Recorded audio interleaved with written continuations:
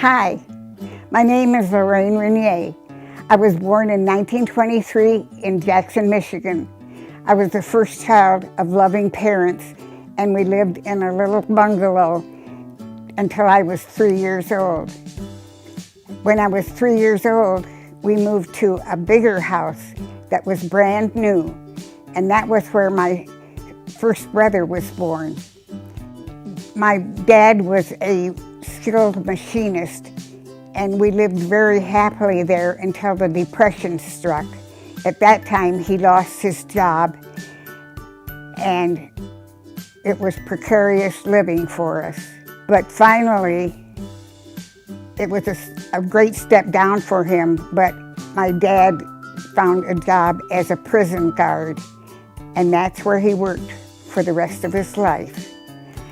The elementary school I attended was very up to date by those standards, as was the junior high school and the high school, which had a state-of-the-art science department. I wanted to go to college, but my parents said there was no money for me to go because my brothers would have to be the ones who got the education. So I obtained my first job in a dime store, which they had in those days, and I worked on the hardware department. I loved my job.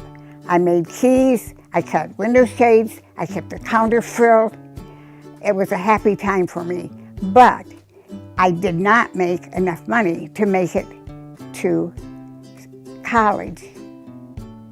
At that time, I started junior college in my hometown and kept working. But by the time I finished junior college, well, there was still not enough money for me to go away to college. So I obtained a job in a war factory. World War II was in full swing by that time, and I made a lot of money that summer, and I was able to go away to college.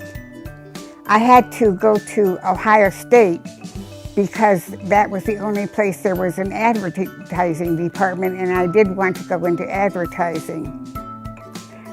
While at Ohio State, I met my future husband, who intended to go into law. I also got a job at a big department store downtown in the advertising department.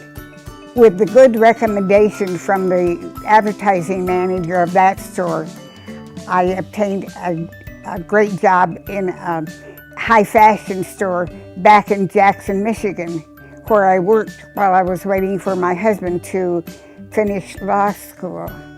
My husband and I were married in 1947 in Jackson, Michigan, and then we settled in Canton, Ohio, where he began to practice law. And I had a great job in a family department store where I was able to make enough money to support us while my husband was getting into law. I had to work 8 years before I was able to retire to have children. During our period of getting started, we lived first in the upstairs of an old house that was made into apartments. Our kitchen sink was just a bathroom hand bowl. Soon we had enough money saved to buy an apartment house of our own. It was an old house converted into 3 apartments, but it was like a new life for us because we were owners. That was where my first son was born. We lived there until we saved enough money by really pinching pennies to buy a small house. It was a Cape Cod, and I loved it. We lived there for 11 years, and that was where my second son was born. By the time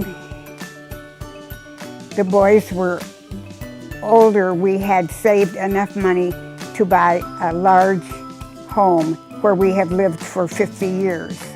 As my sons grew older and needed less of my attention, I found that I had a talent for acting. I had never stepped on a stage before, but in my first 2 plays, I had the leading part. Then after that, I was in 3 more plays, some in Canton at the Players Guild and some in Akron at the Weather Vane Theater. However, by this time I was 60 and there weren't enough parts for 60-year-old women, so my acting career was concluded. However, by this time, my husband had started a new phase in his law practice and he needed my help for a few years. I worked in his law office for 2 years until he was established. For a while I did volunteer work, but soon found my life filled with grandchildren and dogs. I am now 92 years old. I have survived the Depression, World War II, and the Vietnam War, but I am still here.